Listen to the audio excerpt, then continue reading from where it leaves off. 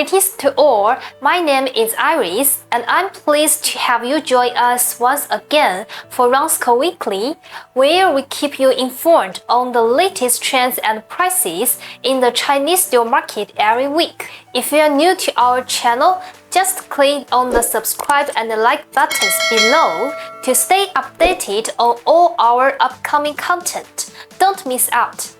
During the past week, the Chinese steel market experienced some fluctuations. The weakened economy and a downturn in the property market have led to a strong desire for more robust government stimulus measures. The anticipation of potential policies has sparked an increase in steel prices. Nevertheless, the recent adverse weather conditions have negatively impacted construction demand.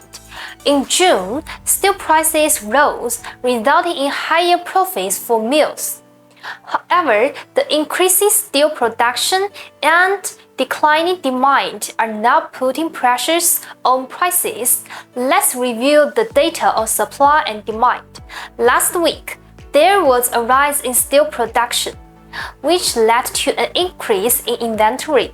However, there was a significant decrease in apparent steel demand, indicating a less favorable outlook for market performance.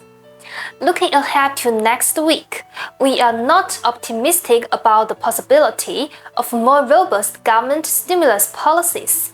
The property market, which plays a critical role in the steel industry, is expected to remain weak in the coming weeks. Additionally, the potential for two interest rate hikes by the Fed implies that the RMB could continue to depreciate. Although we have a pessimistic outlook on the steel market in the long term, it is difficult to predict the current market reactions to anticipated policies, which is generating excitement. Consequently, steel prices are predicted to be unstable next week. What is your opinion on whether the Chinese steel market will be volatile in the upcoming week? If you find this video informative, please remember to subscribe to our channel and give us a thumbs up by clicking the subscribe and like buttons. Thank you for watching and we will see you next week. Bye bye!